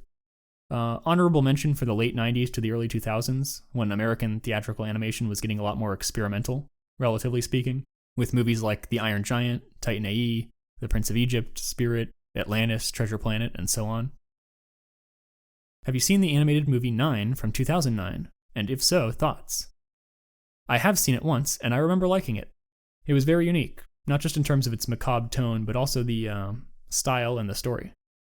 And the writer-director, I want to say his name is Shane Acker or Shane Ackerman, or something like that, but I remember reading that there are plans to do an animated adaptation of the comic Beasts of Burden, and that whatever studio was doing it had brought him on to direct, which I think would be a really good fit based on the tone and atmosphere of 9. Would you consider making full-length animated adaptations of any Xenofiction works, like Firebringer, Hunter's Moon, or Bambi? I don't have any intention of actually producing animated films, but if, and this is a huge if, obviously, hypothetically, if I was given the chance to make one, with a full studio backing me, I would jump at the chance to make adaptations for books like White Fang, which still hasn't gotten a quite accurate adaptation, in my view, Faithful Ruslan, Sirius, probably The Fox and the Hound, A Black Fox Running, that might be my first choice, honestly. There's a lot of potential ones, though. But as I said, I don't think that will ever happen, and I'm content to focus on writing and YouTube. I've got plenty on my plate as it is, and I don't have any realistic expectations of making movies. but it has crossed my mind. Thoughts on A Song of Ice and Fire, and who is my favorite character? I love the series. It's one of my favorite fantasy series ever, even if it probably won't ever get finished at this rate, at least by George himself. But it's excellent, even if the last 2 books are a bit slower and more long-winded. My favorite characters from it are Jamie. He's probably number 1. I love the redemption arc he's in the middle of, and I really hope we get to see the ending. And then Stannis, of course, the rightful king of Westeros, and Jon Snow. Thoughts on fantasy? I'm not really sure how to answer this question, since fantasy is such a broad concept, but I do like it. It's one of my favorite genres. Generally, I'm much more drawn to stories that employ some type of fantasy or speculative element, even if they're mostly realistic, rather than stories that are purely realistic. What are your favorite genres, and what is your favorite book? Xenofiction is easily my favorite genre, though more broadly in terms of fiction, I mainly read fantasy and sci-fi. And for my favorite novel, I'd say that's a 3-way tie between The Lord of the Rings, Olaf Stapledon's Sirius, and Jack London's White Fang. Though I'd probably put A Black Fox Running up there as an honorable mention. Any interest in covering Jungle Emperor Leo, The Little Fox, or All Dogs Go to Heaven? And do you remember when/how you first saw Watership Down? The first 2 I'm only passingly familiar with, but with All Dogs Go to Heaven, I do like it a lot, though I don't think I have that much to say about it. As to Watership Down, that's hard to say. I was in college. I was definitely in college, and I was looking for movies that I hadn't seen yet at the time, particularly animated ones, and it kept coming up, along with The Plague Dogs. And I'd watched The Plague Dogs first, so I remember seeing Watership Down after that. It seemed a bit underwhelming, especially with the overly dramatic reputation that Watership Down has as, oh, it's the dark kids movie, it horrified me, blah, blah, blah. Where people really just like latch on to the superficial, brief bits of violence, and it really doesn't do the story justice. But then later on, I read both the books and rewatched the movies, and that kind of helped me develop a much deeper appreciation for Watership Down. Recommendations for good prose. Keep in mind that people's taste in prose can vary, and there's a wide variety of styles out there. I tend to prefer more, not necessarily extravagant, but evocative prose. I would say Brian Carter and Henrietta Branford are my 2 personal favorites. I also really like Patrick Rothfuss's prose. He's a fantasy author who unfortunately seems to have come down with the case of George R.R. Martin syndrome 11 years later, and we're still waiting on the 3rd part of his trilogy. And the second one was pretty long-winded and kind of vacuous. But his first book, The Name of the Wind, is great. And even in the second book, his prose is still really strong. How do you think the mind's eye, or lack of a mind's eye, impacts the consumption of literature? I would love to see you tackle the subject of aphantasia. That is a good question, but I don't think I'm the one to tackle that subject. At least not with my current knowledge. For those who don't know, aphantasia is the inability to basically envision objects in your mind. Like, you've probably seen that Apple meme, right? Like, which of the 5 apples do you picture when someone says apple? So I'm sure that raises all kinds of issues on the subject of engagement with literary prose, but I do not know enough about it to discuss it intelligently. Redacted, and do you have any weird book recommendations? Based on the first part of this comment, which I won't read because I don't want to get demonetized, and YouTube's voice recognition stuff is getting frighteningly good, I assume you're asking about more not safe for work stuff, and that's not my area of interest, so I can't really say much about it. But in terms of just generally weird fiction, stuff that's non-conventional or outside the mainstream, this is probably not the angle you were going for, but I do remember, and I found this years ago, but there was a D&D campaign journal someone had done where it was part in-character story, part out-of-character discussion, part mechanics, about this long-running campaign that they were doing with a few friends, and it ended up sprawling into this epic story about a paladin who started a reformation within his religion. It was like Sepulcrave was the author. Tales of Wire, that was it. Sepulcrave's Tales of Wire. And it was available to read online. I first read it as a teenager. I was probably like 13 or 14 when I found it. And then I reread it a few years ago in like 2018 or 2019. But as far as I know, it might still be ongoing. What are your thoughts on Beastars? And would you ever cover it in a video? I have seen Beastars, and even read the manga, which is the only manga I've ever read. I really, really like the first few volumes, which correspond to season 1 of the anime, but after that, the plot gets pretty muddled. It relies on excessive contrivances stacking on each other and weird world building, and while there are still a lot of great moments and cool characters throughout the run, the ending of the manga was pretty lackluster and felt really rushed. It just left a bunch of plot threads hanging, and from what I've seen, that's a pretty common take on the series. It kind of seems like the author just got bored. I still do love the first few arcs, though. You get some fascinating characters like Louis, this prey animal who resents his victim status and looks down with contempt on the predators who try to appear meek because that's the way society has been structured, ostensibly to help people like himself, to kind of like cater to his victimhood. Everything with Legacy's relationship with Haru and the confliction of predation and lust incorporated into this Jungian confrontation with the shadow. It's very cool. Also, the anime has excellent music. But I don't have plans to do a video on it. What projects would you greenlight if you were the creative director at Disney? I would go to the Star Wars department and greenlight firing the entire writing staff except the people working on Andor. Being honest, I mean, honestly, I probably would do that. But beyond that, I would say I'd greenlight Andor Season 2, but that's already good to go. So, is it cheating to say I'd put basically everything else they've made into an alternate timeline like they did with the EU and just make a new sequel trilogy?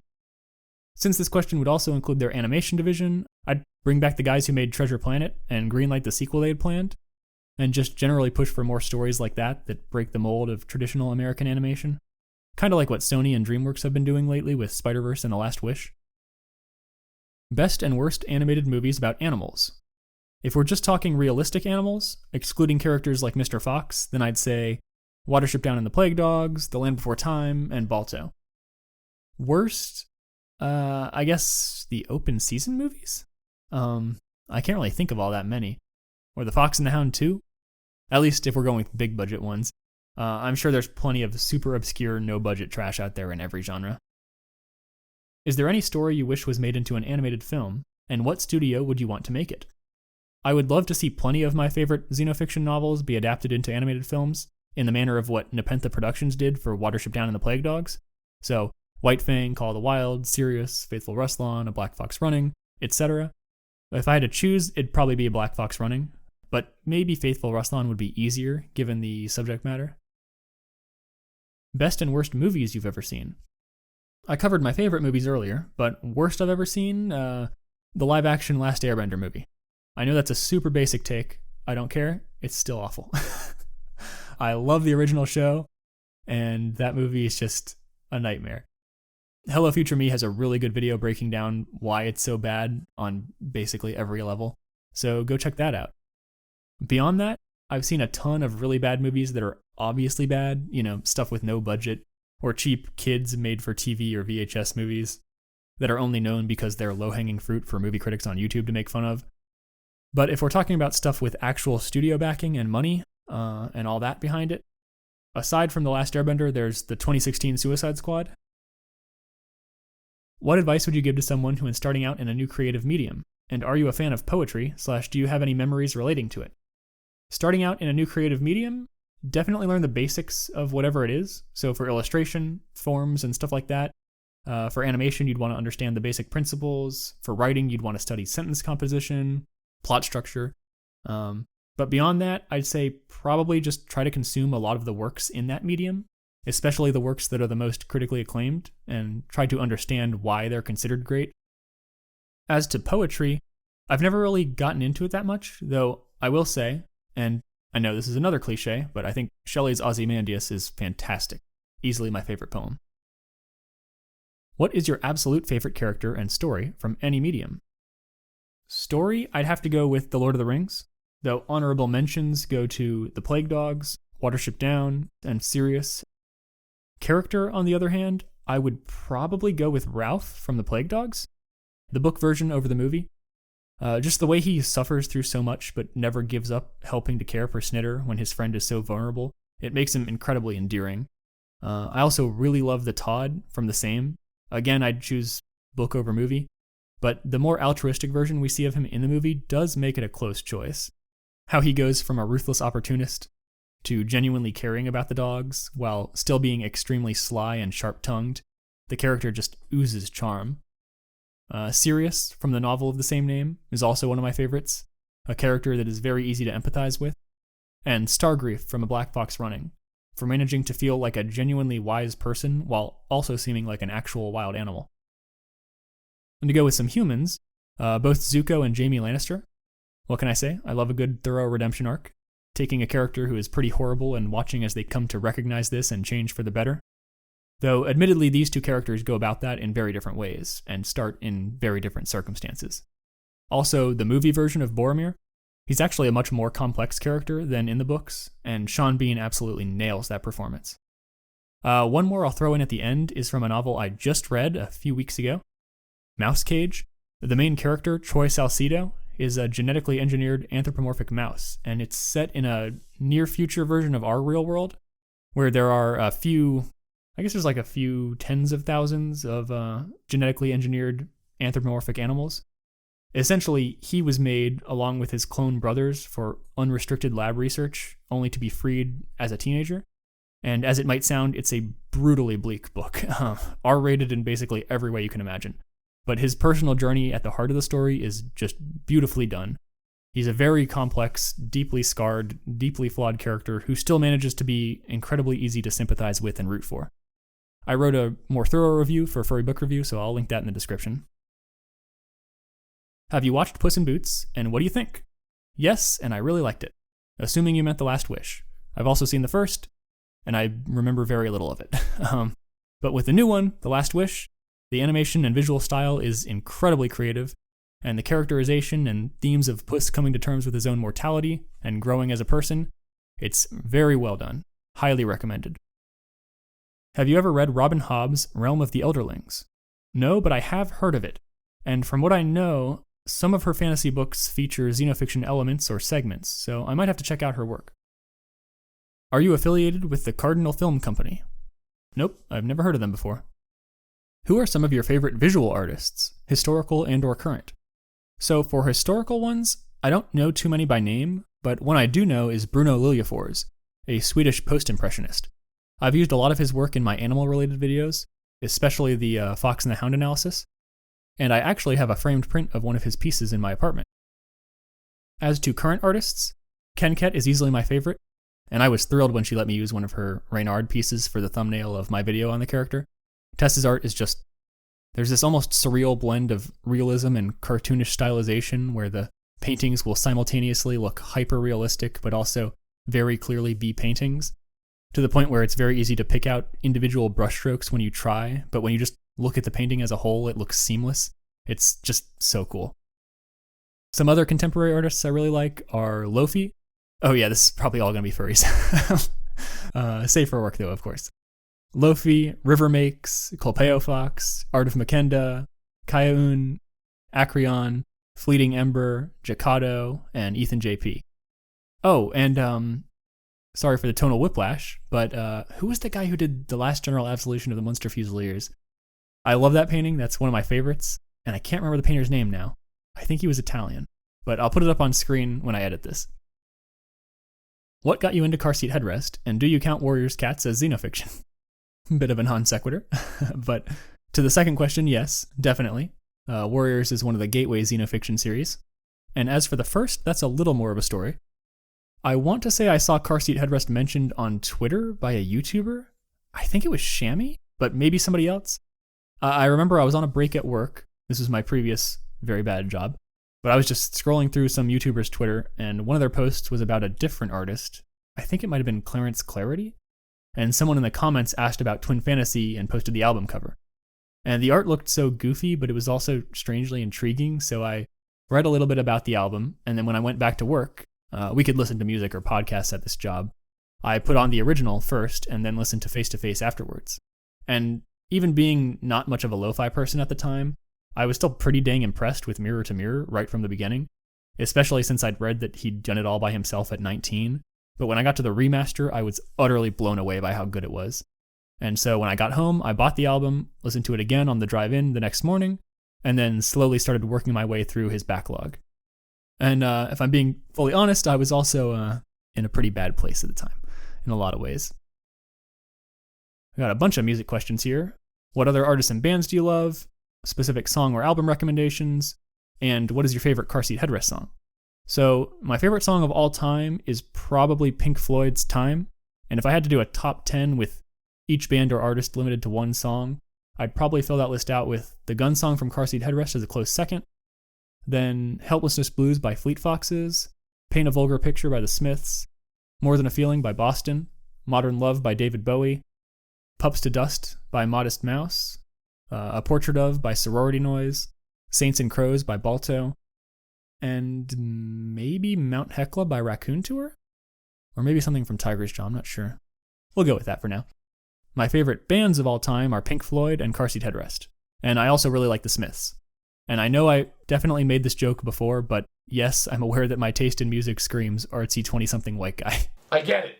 You listen to, like the Smiths or something. Cool. I also love Fleet Foxes. I know, not helping to dispel the stereotype. And Balto, that's another band, spelled like the movie and the sled dog. But they're a sort of alt-country, folk rock, blues rock, Americana band. Their style is all over the map, but they're really good. And it's a shame that they're still so obscure. I actually used one of their earliest songs, The Rail Yard, in the credits for the remastered version of my Balto video. So, favorite songs/albums are basically all of Pink Floyd's Golden Age, from Dark Side to the Final Cut. Echoes from Metal is also great, kind of a teaser of what they were going to become. Specific tracks would be Interstellar Overdrive, Careful with That Axe, Eugene, the live version from the B-side of Umaguma, Summer 68, Time, Wish You Were Here, Dogs and Sheep from Animals, Mother, Comfortably Numb and Waiting for the Worms from The Wall, and the last 3 tracks from the Final Cut, the title track, Not Now John, and Two Suns in the Sunset. Dark Side of the Moon is still probably my favorite album of all time, but I'll be honest, Twin Fantasy Face to Face gives it a run for its money. Pun intended. And speaking of, from Car Seat Headrest, there's Twin Fantasy Face to Face, obviously, as well as Nervous Young Men, How to Leave Town, and Monomania as an honorable mention.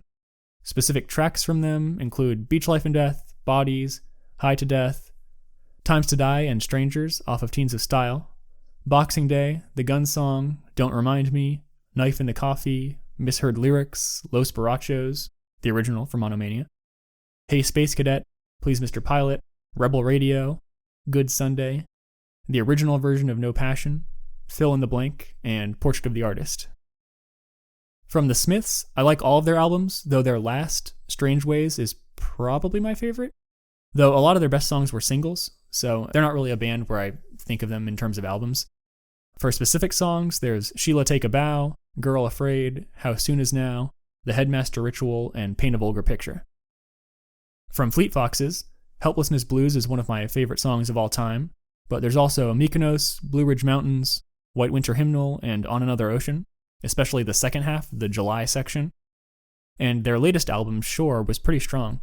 Sunblind and Can I Believe You were my favorites off that. From Balto, there's The Rail Yard, Airplanes, Saints and Crows, and Black Snake Mojave Blues. And then from other bands, there's some obvious choices like David Bowie and the Rolling Stones, Led Zeppelin, tracks like Modern Love, Absolute Beginners, Ashes to Ashes, Queen Bitch, and Ziggy Stardust from Bowie, Beasts of Burden and You Can't Always Get What You Want from the Stones, and Kashmir and of course Stairway to Heaven from Led Zeppelin. I used to listen to a lot of Genesis, mainly from the post-Peter Gabriel era, so Trick of the Tail and Duke, mainly, particularly Dance on a Volcano. And I still have a soft spot for Boston. I used to listen to a lot of prog rock and older hard rock, 70s and 80s stuff, but over the last few years I've shifted a lot more to recent indie rock, folk and folk rock, and math rock and Midwest emo. Tiger's Jaw is easily one of my favorite bands now, and though I initially liked their earlier stuff better, except for their first album, I was never really big on that, but nowadays I think they've just been consistently improving over time. Favorites from them include Hum, Cat's Cradle, Heaven Apart, and Blurry Vision. And there are a lot of bands, especially math rock or Midwest emo, where I'm not super attached to them overall, but I have a handful of songs I really love, like Uncomfortably Numb and Where Are We Now by American Football, The Waterboy Returns, Wedding Singer, and Broken Cash Machine by Modern Baseball, No Halo and A Portrait of by Sorority Noise, The Sound of Settling and You Are a Tourist by Death Cab for Cutie. Transatlanticism is a great album, by the way, and I'm not just saying that because there's a bird on it. I've gotten back into The Black Parade, the MCR album, recently. I've noticed it's sort of had a well-deserved resurgence in the last year or so, and it's really good, just overall a really solid album. Melophobia by Cage the Elephant. I know that's another pretty basic take, but I think it's great, especially Halo, Take It or Leave It, and Cigarette Daydreams. Also the bonus track, Baby Blue. I'm not sure why that wasn't on the standard release. From Strangers to Ourselves by Modest Mouse, there's Coyotes, Pups to Dust, Ansel, and Sugar Boats. Seawolf's albums Old World Blues and Whitewater, White Bloom. Wait, no, Old World Romance is the album. Old World Blues was a Fallout DLC, I think? Anyway, I love the songs Casper and The Traitor. Those are my two favorite songs from them. I like the first two studio albums from the Front Bottoms. They're a folk punk band, or at least they were. I think they've gone more in a pop direction recently. But I really like Mountain and Twin Size Mattress. There's also some stuff from bands like Foxing, The Crane Wives, Iron and Wine, and The Strokes. Their 2020 album, The New Abnormal, was pretty good. I've been listening to a lot of Origami Angel lately. And I'm not really a Neutral Milk Hotel fan, so at least there's one element of the stereotype I don't fit. But I do think that Holland 1945 is a pretty fantastic song. Oh, and The Denton Weaver by Raccoon Tour. That is a great album released last year. Or, no, late 2021. And I'm pretty sure it was entirely independently produced. Mount Hecla is probably my favorite track from that. It's this really energetic electropop indie rock song with very melancholic lyrics. It's great. But everyone should go check out that album and spread the word. The way the tracks Mischief Night and Horror Show sync up together, it's so great. Oh, and then just yesterday or the day before, I found this smaller artist, Derek Ted, on YouTube. YouTube's recommendations can be really helpful for finding music. But it was this little EP, an indie rock folk pop EP called Keep Trying. And I think the title track and then Better Than You Think were my two favorites off that. But it's really good. Everyone should check that out too. For some miscellaneous stuff, I love the orchestral version of Falco's Vienna Calling. There's Brand New by Swear By This, which I only know of because it was featured in an old Halo 3 machinima. Bronte by Gautier. That is probably the only song that can actually make me cry. If you know, you know. Weatherman by Valley of Wolves, which is what I used in the announcement for this Q&A. New Year's Day by U2, and Weezer's Pink Triangle. What's with the Weezer memes? Oh, and I can't forget Letter Bomb and Jesus of Suburbia, off of American Idiot. That album came out in 2004, so I was 8 or 9, and it was the first big album release that I was really aware of. I remember my parents weren't too happy about me getting into Green Day at that age, but they didn't make a big deal about it or anything. I also listened to a lot of 3 Days Grace and Avenged Sevenfold as a young teen, and a decent amount of Rise Against back then as well, but I've kind of moved away from them over the years. So that was a lot. I'm glad people asked about music, though, since I don't get much of a chance to talk about it in my normal content, but it's still something that's very important to me. I'm constantly listening to new stuff, and confession time, I used to be one of those, oh, there's no good music these days types early on when I was in college, but thankfully I was pointed in the right direction. And there's actually tons of great music being made these days. You just have to actually go out and look for it. Now, for what was by far the most asked question. Are you a furry? Yes. I knew it! I know. In an earlier Q&A I said I wasn't, but I just didn't consider myself one at the time. I also wasn't nearly as involved with the fandom back then as I am now, and I used to think of the term as meaning specifically someone involved in the fandom, whereas now I recognize that it actually has like 5 or 6 different meanings. But obviously I'm quite interested in stories and art that features anthropomorphic animals, so yeah. Now that you've converted to furryism, do you still worship Jesus or Aslan? I don't know how to respond to that. Top 3 favorite animals and why? While I do like cardinals, and they're probably in my top 10, my 3 favorite animals are coyotes, crows, and raccoons. I like all 3 for their intelligence and adaptability, but beyond that, a lot of it probably just comes down to me thinking that they either look cool or cute. Or both. Some honorable mentions include dogs and wolves, obviously, golden jackals, since they're basically just old-world coyotes, red foxes, a classic, the Ethiopian wolf, and the pine marten. Favorite species or genus of bird? My favorite species is probably the northern cardinal, Cardinalis cardinalis, naturally. But I also really like ravens and crows, and corvidae in general, as well as African gray parrots, blue jays, the peregrine falcon, the American kestrel or sparrowhawk, and bearded vultures. Also, roadrunners are pretty neat. What is your favorite mustelid? Probably the pine marten. I just think they're really cool. And fun fact, when I got invited to what eventually became the Furry Historical Fiction Society anthology series, when it was just going to be one anthology at first, I chose to write my story in a world with anthropomorphic mustelids, as well as a few other species like otters and raccoons, and I made the main character a pine marten. So if you're interested in reading that story, along with a number of others by different authors, you can find it in When the World Was Young, which I'll link in the description. By the way, the second volume of that anthology series should be coming out later this year. Favorite color? Orange, like a burnt rusty orange. Though I'm also partial to crimson, cyan, and indigo, hence the color scheme for my channel. Your doctor gives you 7 days to live. What do you do with your remaining time? Straight to the point with this one. Probably just spend time with my family and friends, revisit some of my favorite movies, TV show episodes, albums and songs, books, and so on. Write up a will, I guess, and maybe try finishing one last short story or writing some poetry. I feel like that last option is super cliche, but I'd still probably do it. Tea or coffee? I actually don't drink either, though I prefer tea. I pretty much drink nothing but water and orange juice these days, though I did really like Arnold Palmer's.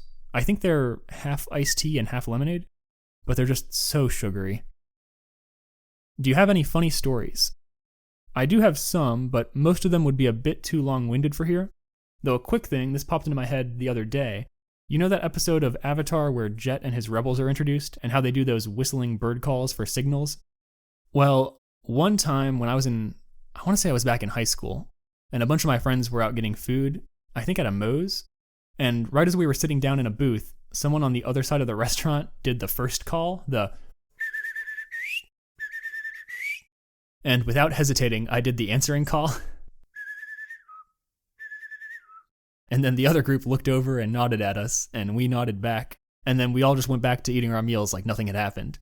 And what's even funnier to me is that a few years later in college, I was in the dining hall with some friends, and that memory had popped into my head, so I was telling them that story, and afterwards I did the first whistle pretty loud in the middle of the dining hall, and right away, someone else did the answering call across the room. Do you play any instruments, and what would you choose for free music lessons? I play acoustic guitar a little, though not very well, and I'm really out of practice, so I'd choose lessons for that. Do I have any pets? At the moment, no, though my family did have a dog growing up, a chocolate lab, and most of my friends' families have or had dogs as well. Outside of YouTube and writing, do you have any hobbies? Yeah, I do draw and paint a decent amount, and I think I'm alright at it. I play guitar, and I'm not that good at it, but I really don't practice as much as I should. And then I paint miniatures also, which I am pretty good at. I've been doing that for a while. From middle school through college, I played a lot of tabletop war games and RPGs. So my friends and siblings and I would have a lot of miniatures that we would use for those. So it was a lot of fun painting them. I have stuff from modern military to sci-fi to fantasy to regular medieval history in mainly 28mm scale, but some smaller stuff like Flames of War 1:100. What do you do in your day job? I am a forensic toxicologist, and that probably sounds fancier than it actually is. And before this, I worked as an animal husbandrist for a mouse colony in cancer research, and that job was utterly miserable. My current job's fine, though. What is your educational/career background, and do you have a degree in English? No, I don't have a degree in English, though there are times when I wish I'd figured things out earlier and gone that route. I have a bachelor's in biology with minors in chemistry and political science. I was initially intending to pursue medical school, as probably 90% of the other bio majors in my class were, and I had the grades, but my heart just wasn't in it, with the time commitment and cost as well. So, since graduating, I've just worked in the laboratory sciences while moonlighting as a writer and YouTuber. Were you born in the late 80s? Nope, I was born in 1995. How old are you, and what are your goals with this channel? I am 27, and my long-term goal for this channel is to get it to the point where I could do this and writing full-time, but I'm not sure I see that in the cards anytime soon. I can never really be certain with how YouTube fluctuates. Could happen within the next 2 or 3 years, could really never be feasible, so I guess I'll just see. And I think that's a good note to end on, so I'd just like to say thank you all so much, and I hope I can continue to provide you with entertaining and informative videos for years to come. See you all next time.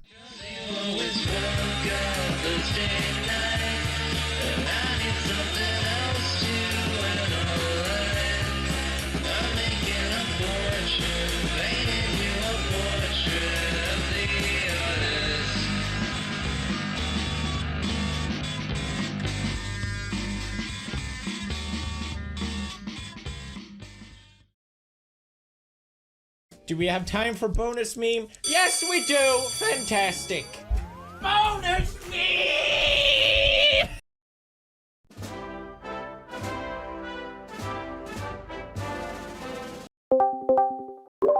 Are Donald and George getting on? Yeah, George said he's finishing up laundry. Donald left me on red again. I sent him a really funny meme, too. Oh, there he is. Hey, boys, what's happening? Yo, Donnie, turn the music down. We can hear it through the mic. Oh, sorry. You know, I was reading here on Wikipedia. It says that Teddy Roosevelt, when he was president, he got involved in some controversy over realism and xenofiction. Oh, yeah, the nature fakers. No cap, that's hilarious. For real, for real. Sorry, my internet was acting up. And that bird is back. Stupid thing keeps pecking at the window. So what's going on, boys?